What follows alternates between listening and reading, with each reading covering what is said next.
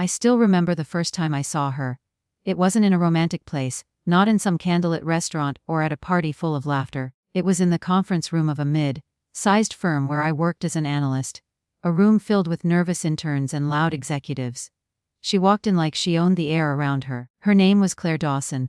Her handshake was firm, her voice steady, and her eyes sharp enough to cut through any illusion of confidence.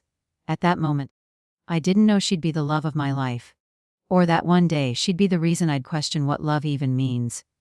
Claire wasn't like anyone I'd met before. While most people talked about what they wanted to become, she was already becoming it. Every move she made felt calculated. Like she was building something invisible, something huge. And I was drawn to that. Maybe because deep down, I wanted to be part of something bigger too. We started off as colleagues. Late nights at the office turned into casual coffee breaks. And those coffee breaks, they turned into something that felt like a shared dream. She'd talk about building her own company one day, a place where people worked with passion, not fear. And I'd listen, sometimes more to her voice than her words. It didn't take long before I fell for her completely. And somehow she fell for me too. At least, that's what I believed. We got married in a small ceremony, no luxury, no audience, just us. She wore a simple white dress. I remember how her eyes softened that day, how she whispered, "We're gonna build an empire together." And she meant it. Within 5 years, Claire had turned her startup idea into a thriving company. Investors loved her. The media called her the Iron CEO. She became a name everyone in the business world respected and feared. And I was right there beside her, working silently behind the scenes.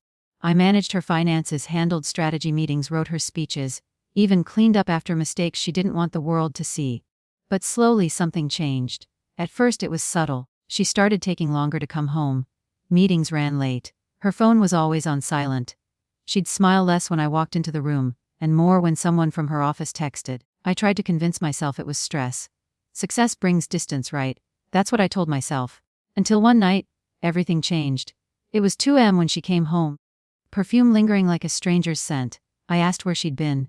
She looked at me, not with guilt, but with annoyance. "Do you really need to know everything, Ryan?" she said, her tone cold, her eyes distant. That was the first time I realized, she wasn't with me anymore. She was somewhere else. Maybe with someone else. But worse than that, she was becoming someone else. The woman I married was kind, driven, passionate. The woman standing in front of me that night, she was ruthless, untouchable. And proud of it. Her empire had changed her. Or maybe it had revealed who she really was all along. Days turned into weeks, and the silence between us grew louder. Until one morning, she placed a folder on the kitchen counter. Inside were legal documents, divorce papers. No fight, no tears, just her signature already dry. When I looked up at her, she said calmly, "You'll get what's fair. But don't ever think you'll touch my company or my money again." And she walked away. Like it was just another business deal. But I wasn't going to let that be the end. Because while she thought she'd won, she had no idea who she was truly dealing with. After she left, the silence in that house was deafening. It wasn't the kind of silence that comforts you. It was the kind that eats you alive. I remember sitting on the edge of the bed, staring at the half-empty closet. Her clothes were gone. Her scent was gone. But the memories, those were still there, clinging to the walls like ghosts that refused to leave. For weeks, I didn't speak to anyone. People from the office called. Friends stopped by. But I didn't open the door. What was I supposed to say that my wife, the woman I built an empire with, had not only divorced me, but erased me like I was a typo in her story? I kept thinking about her words. "You'll never touch my money again." It wasn't about the money, it was about the meaning behind it. She wasn't just ending a marriage. She was declaring victory. She thought she'd won the war before I even realized it had begun. But here's the thing about betrayal. It doesn't kill you instantly. It poisons you slowly. Until one day you wake up and you're no longer the same person. That day came for me 3 months later. I was at a local coffee shop. One of those places that smells like burnt hope and old dreams. I overheard 2 businessmen at the next table. They were talking about a new partnership Claire's company had secured. A merger that would make her company worth hundreds of millions. One of them laughed and said, "She's brilliant, man, ruthless. She ditched her husband before the deal closed. Smart move. Heard he handled most of the groundwork, but she didn't want to share a dime." I froze. That's when it hit me. She hadn't left me out of boredom or pride. She'd left me out of strategy. She planned everything. The long nights, the sudden coldness. Even the divorce, all of it. She knew the deal was coming, and she wanted me out before the money hit. I walked out of that cafe shaking. Anger didn't even describe what I felt. It was betrayal layered with humiliation. She had turned me into a disposable asset. But instead of losing control, something inside me hardened. A calm I'd never known before settled in. And in that calm, a voice whispered, "You taught her everything about business. You can build again, you can rise again." But this time, not for love, for truth. I didn't want revenge to destroy her. I wanted success to expose her. So I started over. No office. No funding. Just a laptop and a fire that refused to die. I began consulting small startups, helping them avoid the same corporate traps I'd once helped Claire build. I worked day and night, barely sleeping, barely eating, and slowly, very slowly, the universe started to shift. People began to notice. My name started circulating in the same rooms hers did. And soon investors who once chased her started calling me. At first, I thought it was coincidence. But it wasn't. They'd seen her arrogance. Her board meetings were chaos. Her employees were leaving, tired of being treated like numbers. Meanwhile, my quiet, steady approach started gaining traction. I built something real, something honest. Not an empire built on manipulation, but one built on trust and value. But life wasn't done testing me yet. One afternoon while I was reviewing a contract, I received a message. It was from her assistant. The same woman who'd once helped plan our wedding. "Ryan." She wrote, "I think you should know. Claire's company is in trouble. There's an internal investigation. Someone's been leaking data." For a moment, I didn't know whether to laugh or cry. The same woman who built an empire on control was now watching it crumble from the inside. And though a part of me wanted to reach out, another part whispered, "No." She made her choice. Let her live with it. But fate had other plans. Because just when I thought I was done with her, I got a letter. It wasn't from a lawyer. It wasn't from her company. It was from her. The envelope was white, the handwriting hers. I opened it slowly, and inside was a single line written in blue ink: "Meet me, please. Just once." For the first time in months, I didn't know what to feel. Anger, curiosity, closure, I didn't know. But I knew I couldn't ignore it. It was the kind of morning that looked calm, but felt heavy. Gray skies, no wind, the air thick with the smell of rain that refused to fall. I remember staring at my reflection in the courthouse window. Same face, same eyes. But something about me was different now, colder, sharper, like I'd been burned and somehow survived the fire. Inside the courtroom, everything was polished and expensive. Oak tables, marble floors, a faint echo of footsteps that sounded too clean for the kind of dirt that was about to be thrown. And then she walked in, Claire Dawson. The woman I once held through sleepless nights, now walking like a queen entering her own kingdom. Perfect posture, tailored suit, diamond earrings that caught the light like they were mocking me. She looked powerful. But not the kind of power that comes from strength. The kind that comes from control. She didn't even look at me when she sat down. She just adjusted her files, whispered something to her lawyer, and crossed her legs like she was settling in for a victory she already believed was hers. The judge called us to order. My lawyer spoke first, outlining the facts. Years of shared effort, unpaid contributions, intellectual property that started with both our names on it. But her team, oh, they came prepared. They painted me as a shadow. A man who supported her but never built with her. A man who lived off her success. Claire didn't interrupt once. She didn't need to. Her silence was louder than any argument. It said everything: "You're beneath me now." Then came the moment. Her lawyer handed her a paper. She glanced at it. And for the first time that morning, she looked at me. Not with love, not even with hate, just that cold CEO confidence I'd seen 100 times in boardrooms. She leaned forward slightly. Just enough for her words to cut through the quiet. "You'll never touch my money again." It wasn't a statement, it was a sentence. The kind people deliver when they think they've already buried you.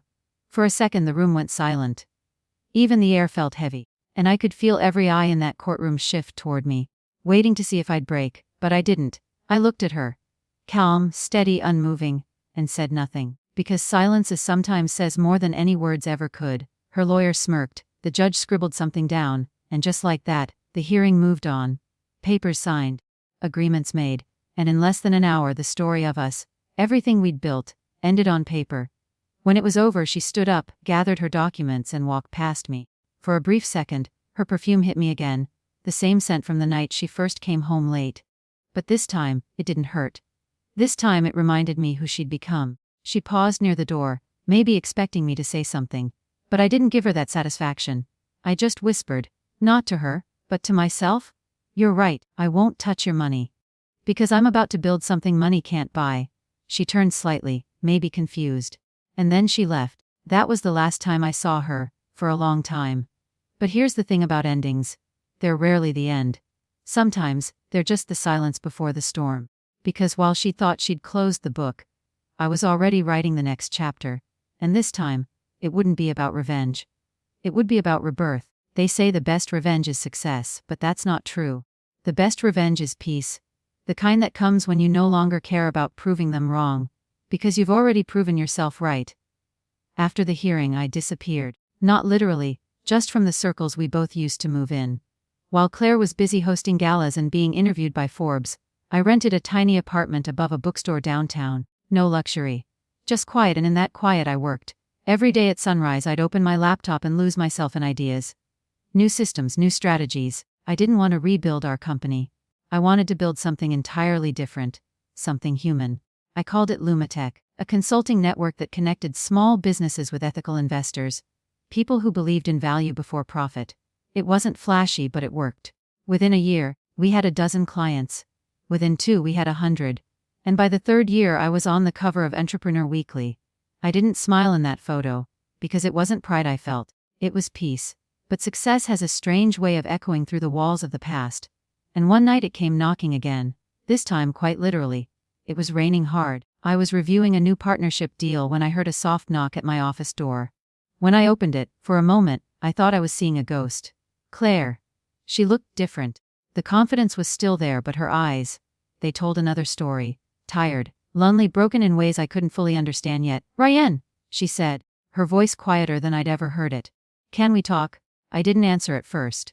She stood there drenched, her expensive coat dark with rain. I finally nodded toward the chair.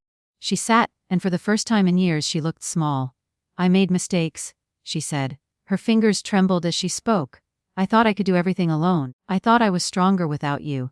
But the company's falling apart, Ryan. There's a federal investigation. My partners pulled out. I need help."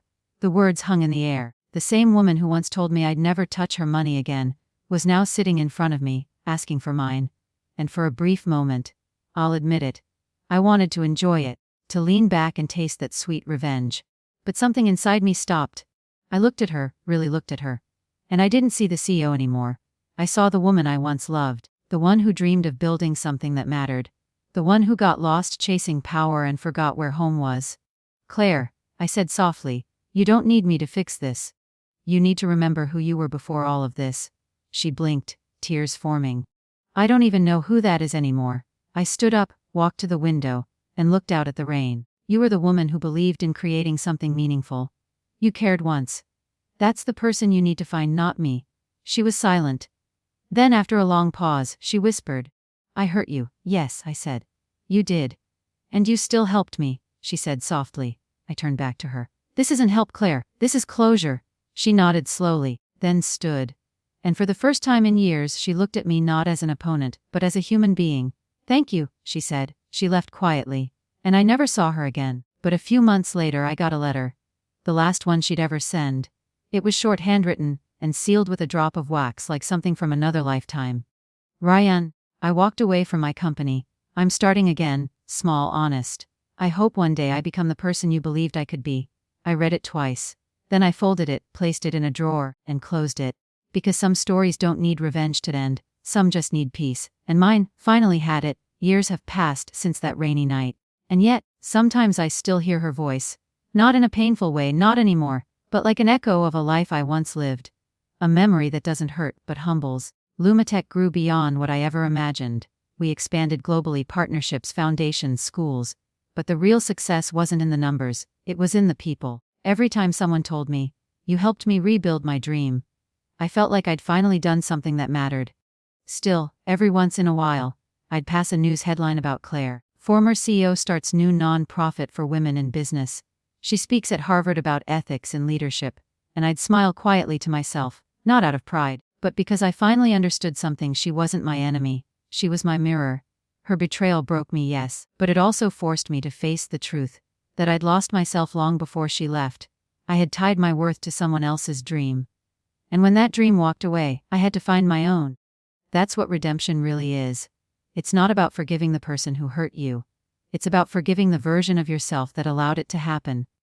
One evening, I visited the old office building, the one where it all began. It was empty now, windows covered in dust, a faint hum of silence inside. I walked to the corner where we used to sit late at night, sketching ideas on a whiteboard. And for a moment, I could almost see her there again.